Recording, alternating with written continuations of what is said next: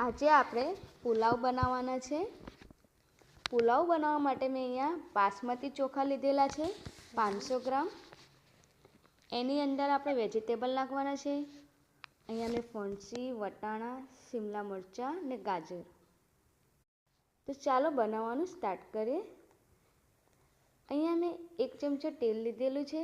તેની અંદર મેં વઘાર માટે જીરું, બાજિયા, તેજપત્તા, મરચું અને તજ એ બધાનો સારી રીતે વઘાર કરીશું.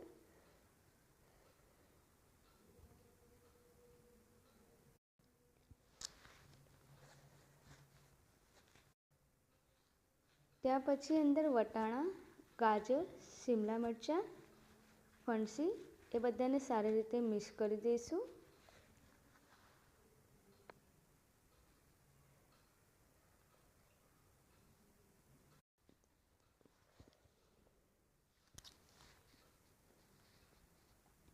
પછી અહીંયા મેં અડધી ચમચી મીઠું નાખી દીધેલું છે. તેને પણ મિક્સ કરી દઈશું આપણે.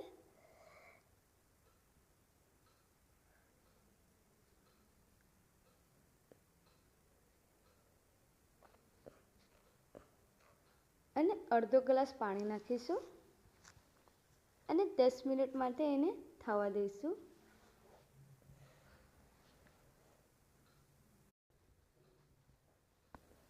અહીંયા મેં સોયાબરી લીધેલી છે. તેને પણ મિક્સ કરી દઈશું.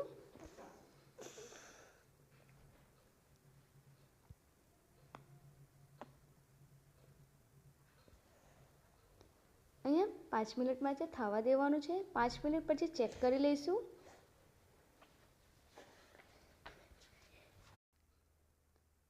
હવે મેં અહીંયા બાસમતી ચોખાને ધોઈને અડધો કલાક પલાળીને મૂકેલા. હવે તેને મિક્સ કરી દઈશું અને 1 ચમચી મીઠું નાખી દીધેલું છે. એને સારી રીતે મિક્સ કરી દેવાનું.